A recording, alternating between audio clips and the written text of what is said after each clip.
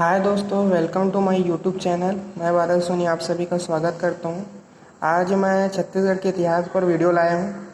तो इतिहास जो एक इंटरेस्टिंग सब्जेक्ट भी है और बोरिंग भी, तो आप सभी इसको याद रखने का सबसे अच्छा तरीका है कि आप उसका एक फ्लो चार्ट बना लो। फ्लो चार्ट बनाने के साथ उसका एक ट्रिक बनाओ। जैसे मैं यहाँ ट्रिक बनाया हूँ, कई सारे ट्रिक, इस सब जगह को आप आराम से याद रख सकते हो। तो आप अगर इसको फ्लो चार्ट बना के याद करोगे तो आपको आसानी होगा, और इसको अगर रटने की कोशिश करोगे तो आप कभी नहीं रट सकते, क्योंकि जितना ज़्यादा रटोगे आप उसको भूल जाओगे। अगर फ्लो चार्ट बना के आप उसको तैयारी करोगे तो इसके बाद आपको याद रहेगा कौन सा स्टेप है, कौन सा पॉइंट है, तो आप आराम से उसे याद रख सकोगे। तो उसी पे मैं छत्तीसगढ़ के इतिहास पर टॉपिक है।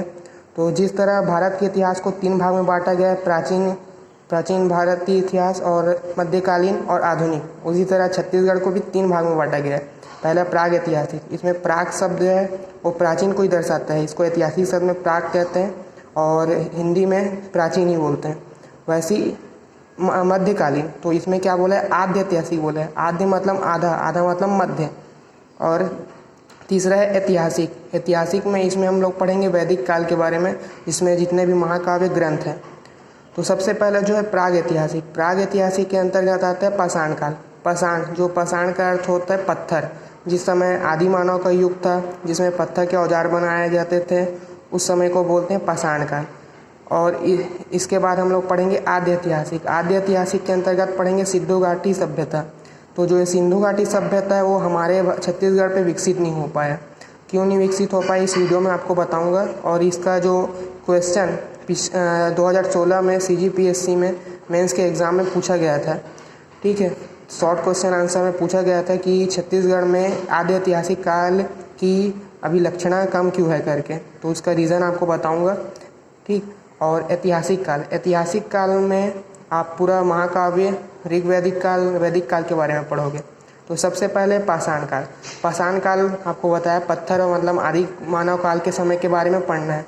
तो इसको टोटल 5 भाग में बांटा गया है। पहला है पूर्ण पाषाण काल, मध्य पाषाण काल और उत्तर पाषाण काल। चौथा है नवपाषाण और पांचवा है महापाषाण काल। तो जो पूर्ण पाषाण काल है उसका जो अवशेष मिला है उसको याद रखने के लिए एक ट्रिक है, पूसी भोकम, जिसमें पू पहला अक्षर क्या बताता है उस काल के बारे में, और बाकी उस जगह छत्तीसगढ़ के जो जगह है जहाँ उसका अवशेष मिला है उसको बताया, ठीक है।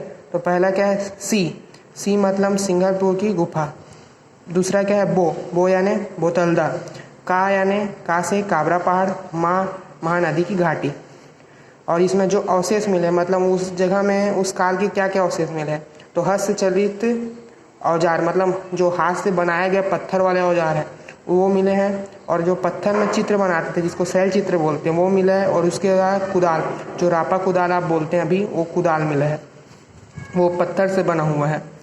उसके बाद मध्य पाषाण काल को याद रखने का तरीका है मकबरा मुसलमानों में जो पहले राजा महाराजा हुए करते थे उनके शव को दफनाने के बाद बनाया जाता था, तो उसको याद रखने के ट्रिक में यूज़ कर सकते हो मकबरा। तो माँ से मध्य पाषाण काल, का से काबरा पहाड़ और रा यानी रायगढ़, ठीक। तो यहाँ के अवशेष मिले थे काबरा पहाड़ की गुफा में। जो उसके गुफा है उसके दीवारों में कई सारे शैल चित्र बने थे जो पत्थर के थे, ठीक है। और वहाँ लाल रंग की छिपकली पाई जाती है। उसके अलावा घड़ियाल और सांभा और कुल्हाड़ी, ये वहाँ के अवशेष है। और उत्तर पाषाण को याद कर सकते हो आप उधम सिंह, कोई उधम सिंह नाम का आदमी है, ऐसे याद रख सकते हैं। उ से उत्तर पाषाण, धा से धमपुर, माँ से महानदी घाटी और सी से सिंगापुर। यहाँ अवशेष क्या मिले, शैल चित्र जो बताया पत्थर पे खोद कर बनाए जाते थे वो मिला है। उसके अलावा वो जो पत्थर है वो लाल रंग के हैं। और यहाँ सीढ़ी है, जो एक सीढ़ी पुराने ज़माने में जो बनाया होगा उसके युग में वो सीढ़ी मिली है। और औजार की आकृति एवं मनुष्यों का समूह शैल चित्र। मनुष्यों का समूह चित्र मतलब जो शैल चित्र जो उनकी दीवारों में, जैसे हम लोग ये ड्रॉ करते हैं ये ऐसे मनुष्य बना के, वैसे ही उसके दीवारों में ऐसी कई सारे आकृति मिले गए हैं, इसी को इसमें मनुष्य का समूह चित्र बोला है। फिर उसके बाद आता है नवपाषाण काल और महापाषाण काल। ये दोनों एक ही समय, दोनों के बीच में समय बहुत कम है, तो इन दोनों में जो उसके अवशेष है वो एक ही प्रकार के, तो इस कारण इसमें दोनों का अवशेष सेम है। याद करने के लिए इसमें क्या है, अचेटी मतलब क्या हो जाएगा, नया अचेटी, नया मतलब नवपाषाण काल है, और अचेटी का अर्जुनी, टैराग और चितवा डोंगरी। और इसमें इसका ट्रिक है दूर कर, दू से दुर्ग कर से कर ही बद दर और का से कर का भाग। इस जगह में दोनों जगह में क्या मिले है, शव को दफनाने के लिए शिल्पखंडों का उपयोग किया गया है। शिल्पखंड और शिलाखंड ये क्या होते थे, पुराने ज़माने में जब कोई व्यक्ति मर जाता था या उसकी मृत्यु होती थी, उसके जगह में कई सारे विभिन्न प्रकार की उसके मरने के बाद पत्थरों से नक्काशी किया जाता था, इसे शिल्पखंड कहा जाता है। और उसके अलावा पाषाण काल में शव को दफनाने के लिए पाषाण स्मारक बनाए जाते थे। ये पाषाण स्मारक क्या होता है, जैसे कोई व्यक्ति मर गया तो उसके चारों ओर पत्थर का एक घेरा लगाते थे। ये घेरा लगाया पत्थर का और ये अर्धचंद्राकार होता था। ये पत्थर का घेरा लगा के अर्धचंद्राकार की आकृति का उसे आकार दिया जाता था। इसको बोलते हैं पाषाण स्मारक या पाषाण घेरे। ठीक, ये अभी आप देख सकते हो बस्तर जिले में स्थिर एक खड़ंतोरण में मिल सकता है। फिर उसके बाद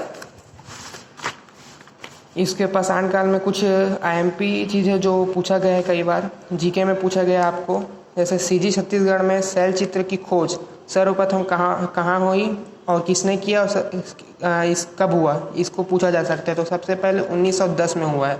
ठीक है, और इसके खोजकर्ता कौन थे, एडसन थे। ठीक, फिर उसके बाद नवपाषाणकालीन की जो जानकारी हमें किन्होंने दी, ये रामेंद्रनाथ मिश्र और भगवान सिंह दोनों ने मिलकर इसकी खोज की थी, जो नवपाषाण युग के बारे में पूरी जानकारी और उसके बारे में कई सारे उन्होंने पुस्तक और जानकारी का बात को एक ऐतिहासिक काल के रूप में प्रकट किया। उसके बाद पचराही एक जगह का नाम है जहाँ पुरातात्विक जो पाषाण काल के जितने भी चीज़ें वो उसके साक्ष्य अभी भी वहाँ दिखते हैं। ठीक, फिर आपका पहला खत्म हो गया। दूसरा है आद्य ऐतिहासिक काल। मैंने आपको बताया कि आद्य ऐतिहासिक काल में सिंधु घाटी सभ्यता है, जिसका हमारे छत्तीसगढ़ में कुछ ज़्यादा उसकी दिखाई नहीं देता, विकसित नहीं हुआ। क्यों नहीं हुआ, उसका कारण ये दोस्तों, क्योंकि जो इसका प्रारंभ था 2350 ईस्वी से 1750 ईस्वी पूर्व। जो इसमें ईस्वी पूर्व होता है, इसका मतलब याद रखना ईसा के जन्म के पूर्व। ईसा के जन्म के पूर्व मतलब जो ईसाई धर्म के प्रवर्तक है, आप सभी जानते होंगे, ईसाई धर्म के प्रवर्तक ईसा मसीह के जन्म को शून्य माना गया है। और उसके जैसे गणित में आप ग्राफ जानते हो, 1 2 और ये 3 और इसमें -1 -2 -3 ऐसे बनता है। वैसे ही ईसा मसीह के जन्म को शून्य माना है और उसके बाद को ईस्वी बोलते हैं और उनके पहले को ईसा पूर्व बोलते हैं। ठीक, तो कंफ्यूज मत होना, जैसे 2350 बड़ा है और 1750 छोटा है, तो पहले इसको लिखना है, इसको नहीं, ये ऐसे ही लिखाएगा क्योंकि ये उल्टा क्रम में चलेगा। -3 -1 से छोटा होता है और -1 बड़ा है, वैसे ही ये उल्टा चलेगा। तो क्या होगा, इसका पहले आएगा, उल्टा मत लिखना। ठीक, तो ये क्या था, उस समय चल रहा था सिंधु घाटी सभ्यता। सिंधु घाटी सभ्यता मेन कहाँ था, जो उत्तरी एरिया था, भारत देश का जो उत्तरी एरिया था वहाँ था। इसका जो दक्षिण एरिया हमारा छत्तीसगढ़ दक्षिण एरिया में आता है, वहाँ उसका कोई विकसित नहीं हुआ पाया, क्योंकि जो दक्षिण एरिया है, जो क्षेत्र है, वहाँ पर सबसे मेन था विंध्याचल पर्वत नाम का है, जो पर्वत है, उसको पार करके उन लोगों को छत्तीसगढ़ में आना बहुत मुश्किल था, क्योंकि वो बहुत विशाल थे। उसे पार करके वहाँ के लोग यहाँ नहीं आ सकते थे, क्योंकि अगर नहीं आ पाए तो उसके कारण उन लोगों की सभ्यता विकसित नहीं हो पाई, आपस में मेल जोल नहीं बढ़ा और संबंध स्थापित नहीं हुआ, जिसके कारण सिंधु घाटी सभ्यता यहाँ देखने नहीं मिला है। ये उसका कारण है। उसके बाद आता है ऐतिहासिक काल। ऐतिहासिक काल जो तीसरा नंबर का है, इसमें जो पहला था वैदिक काल। वैदिक काल को 2 भाग में बांटा गया, ऋग्वैदिक काल और उत्तर वैदिक काल। तो इसका जो ऋग्वैदिक काल का जो प्रभाव है, जो उसका जो जितना भी क्षेत्र है जो हमारे छत्तीसगढ़ में होना चाहिए, वो भी छत्तीसगढ़ के अलावा पंजाब हरियाणा जैसे क्षेत्रों में दिखता है। छत्तीसगढ़ में इसका अभाव है। और रहा बात उत्तर वैदिक काल, उत्तर वैदिक काल के इसके साक्ष्य मिले गए हैं।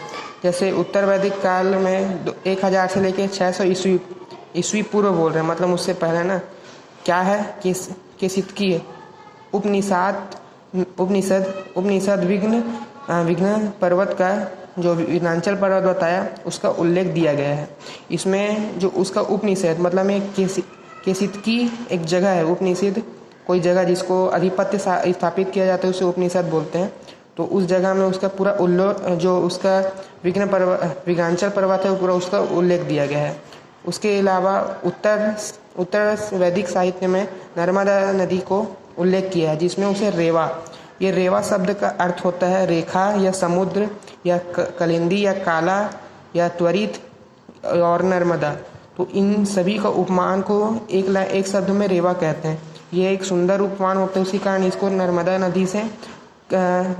नदी को संदर्भ करने के लिए प्रस्तुत किया गया था। और कई बार इसको क्वेश्चन को जीके में पूछा गया है कि नर्मदा नदी को और किस नाम से उत्तर वैदिक काल में संबोधित किया गया है, या रेवा किस नदी को कहते हैं।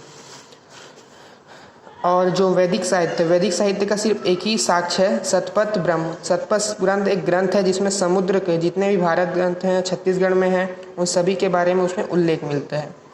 अब तीसरा जो महाकाव्य क्या होता है, किसी नायक के पूरे संपूर्ण जिंदगी या जीवन के बारे में जो जीवनी लिखा जाता है उसको बोलते हैं हम महाकाव्य।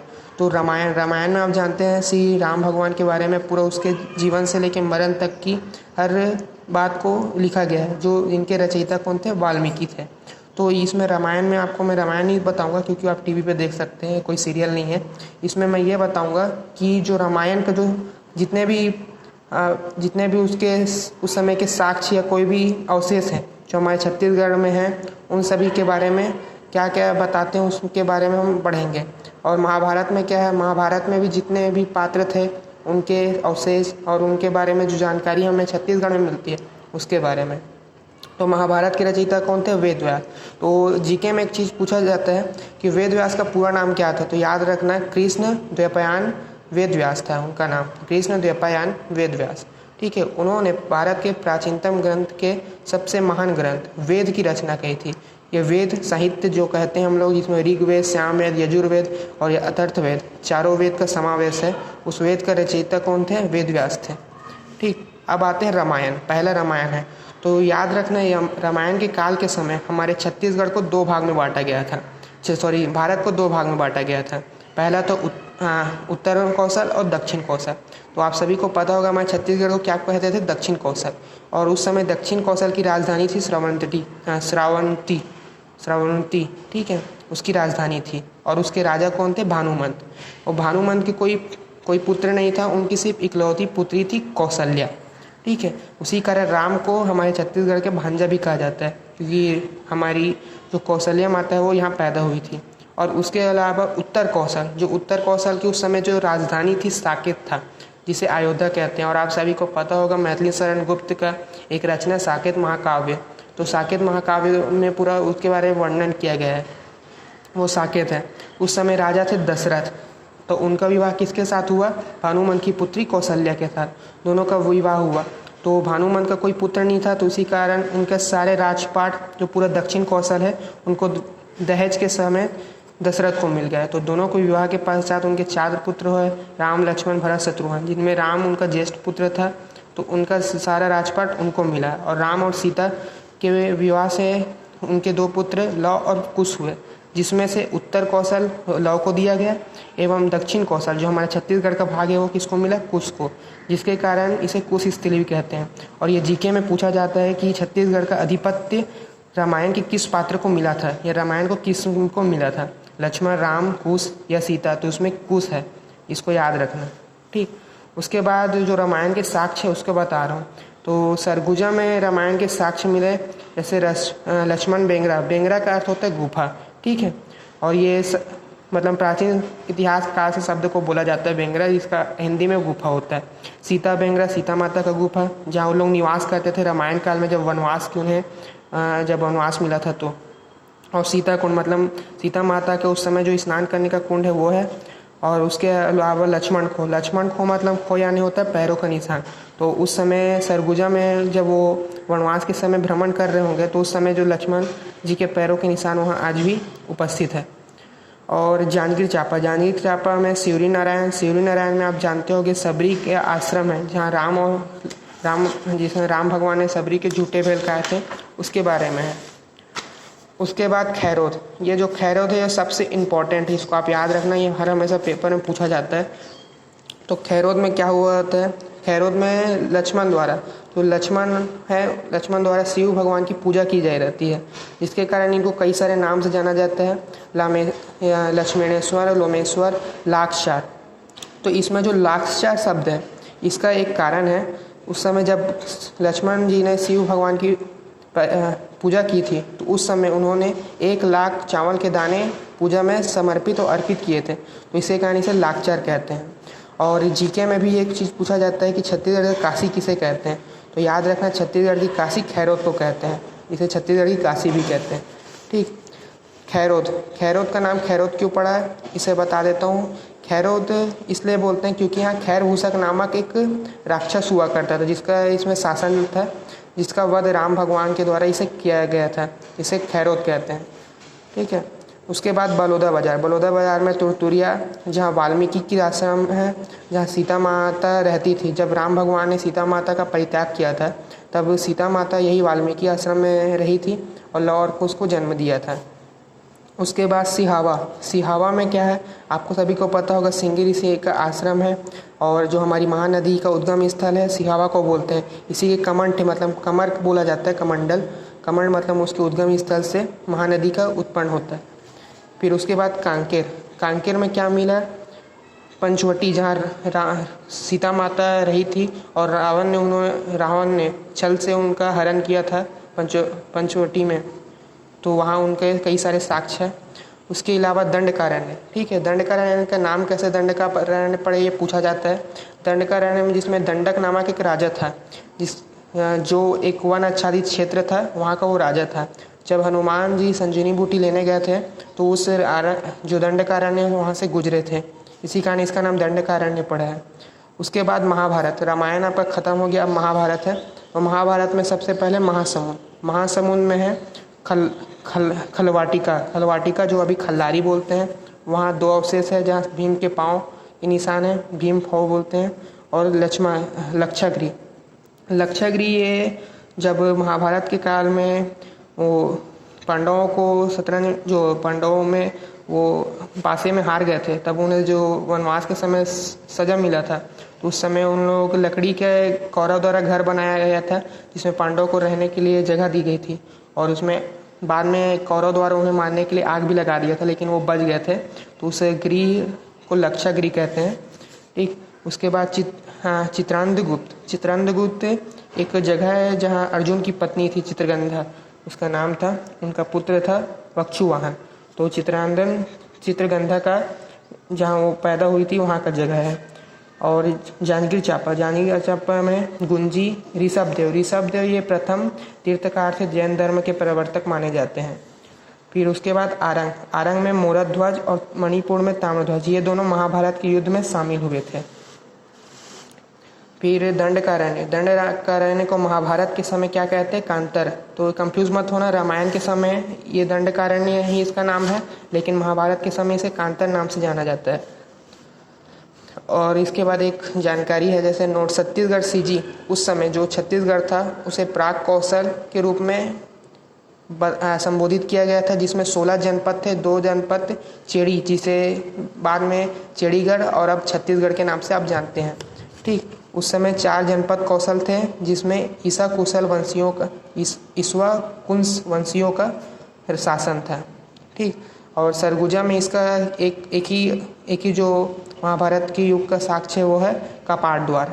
ठीक, फिर लास्ट तीसरा बौद्ध काल, बौद्ध काल में क्या था, बौद्ध काल में बौद्ध ग्रंथ, जिसे आपके हमारे 24वें तीर्थंकर गौतम बुद्ध द्वारा रचित है, उसके अवदान शतक, अवदान मतलब उसका जो पाठ का नाम होता है, उसमें सबको खंड के रूप में बांटा गया, जिसमें से एक ठोक है अवदान शतक। ठीक है, इसमें गौतम बुद्ध जब छत्तीसगढ़ आए थे तो 3 महीने यात्रा, कौशल यात्रा किए थे, जिसमें सिरपुर में वो रुके थे। और वो कब रुके थे, उनका सन है 639 ईस्वी में। ठीक है, उनके बाद वेनसांग जो एक चीनी यात्री थी वो भी सिरपुर आए थे। उस समय महाशिव गुप्त बाला अर्जुन का शासन था। उस समय वहाँ के राजा कौन थे, महाशिव बाला अर्जुन। इन्हें अर्जुन इसलिए कहा जाता था क्योंकि वो बचपन से धनुर् विद्या में माहिर थे और अर्जुन के समान बाण चलाने में निपुण थे, इसी कारण उन्हें अर्जुन की उपाधि दी गई थी। और हैंसवांग जो छत्तीसगढ़ का स्वर्ण काल कहा जाता है, छत्तीसगढ़ को स्वर्ण काल के नाम से स्वर्णकाम के नाम से संबोधित किया था।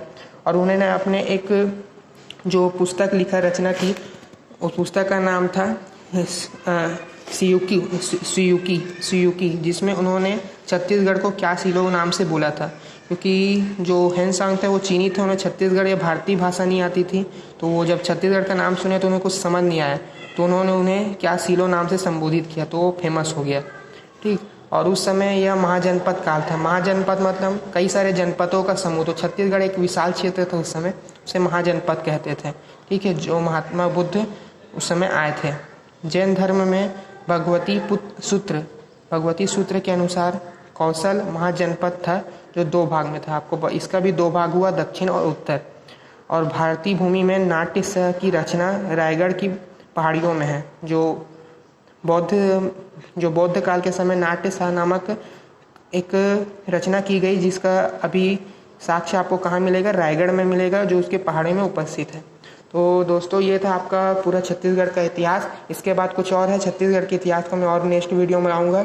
अगर वीडियो अच्छा लगा होगा तो लाइक और सब्सक्राइब कर देना, और जितना हो सके इसे शेयर करना, ताकि बाकी लोगों को भी नॉलेज बढ़ सके। और कोई डाउट होगा तो कमेंट बॉक्स में पूछ सकते हैं, और अगर आप कोई टॉपिक के बारे पढ़ने चाहते हैं तो मैं उससे कमेंट बॉक्स में लिख देना, मैं उस टॉपिक पे वीडियो बनाऊंगा। ठीक है दोस्तों, ओके, थैंक्स एंड बाय।